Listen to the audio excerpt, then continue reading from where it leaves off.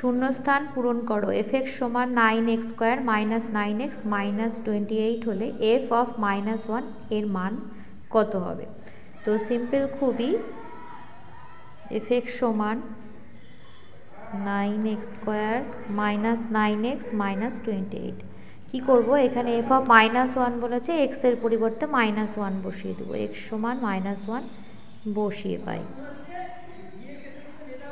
তাহলে F of -1 যেখানে যেখানে এক্স আছে সেখানে -1 হবে।